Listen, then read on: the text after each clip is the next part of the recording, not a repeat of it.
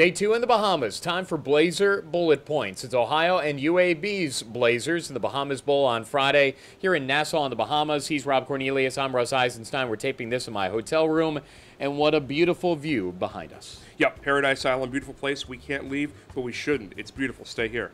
Yeah, it's been a lot of fun as we're getting closer to the game on Friday. Ohio 8-4, UAB 8-4. You should always respect the opponent, but in this case, big props to the Blazers because they dropped football. After 2014, they were 6-6, qualified for a bowl with a win over Southern Miss in that year, and then their Board of Regents said no more football anymore. Brought it back. They scrimmaged last year, playing this year, 8 wins to get to a bowl game, the second one in their program's history. Nothing but respect for the Blazers, and dare we say that maybe their program is a little better set up now than it was when they were thinking about dropping it back in 14. Yeah, I mean, we talked about it, getting in control to lead a hard reset of this group. They now know what they need, where they should recruit, what money they have to spend. They have the indoor facility they need, sort of.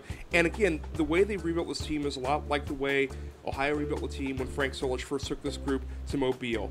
Run heavy, defense heavy, and be lucky and have a great interceptor set in the back of that defensive secondary as well. Yeah, they've taken 3 touchdowns to the house, obviously, from INTs, so 3 pick sixes this year. They average around 29 points per game. They give up around 24 points per game. Not a whole lot of flash and dash here. They're just very efficient Blazers. They look like Ohio. They're going to run the ball 63% of the time. That's 5/8 of the time.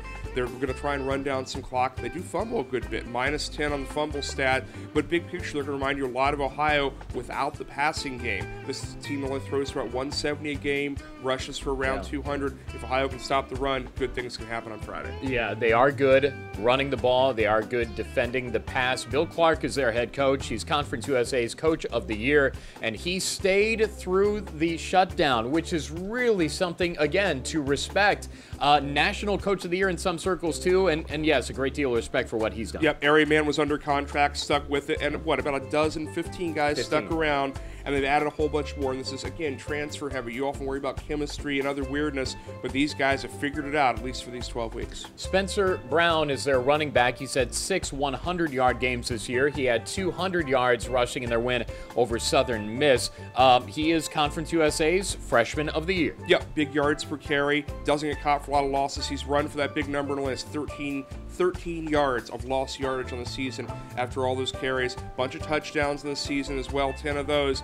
Between he and the quarterback, when they get to the goal line, you know he's getting the ball. He's one of them. They don't throw to him, though. Watch that. A.J. Erderly is their quarterback. He's a Middle Tennessee transfer and a junior college transfer as well. Looking at my sheet here, he has 16 touchdown passes and 4 interceptions. Incredibly efficient. There was a game earlier this year when he was 20 for 21 passing the ball. Yep, efficient, low usage, doesn't make mistakes. They get sacked a little. That's not been a huge problem. Right around just under 2 a game for Ohio. Can get to him. Another critical point. Tevin Cruz and Shaq Jones, 2 linebackers who are 5th-year guys. So again, they withstood everything. One stayed around and wasn't a starter. The other one was. But bottom line, the strength of their defense is in their linebacking core. Yeah, it really is. And a weird defense, 3-3-5 stack means you hide the linebackers directly behind defensive line and use them as essentially a shade or a screener and try and get them space to get the running back. Ohio hasn't seen a whole lot of odd fronts in the Solich era. Did you play football? No, I'm lying about it every week, but I'm talking to you right now. Yeah, see, that's the thing about this. You don't necessarily need to play football to realize how it all works, and you've been making it all work on the radio for a dozen years now. I read a lot of books. Occasionally I'm sweaty. We get through it.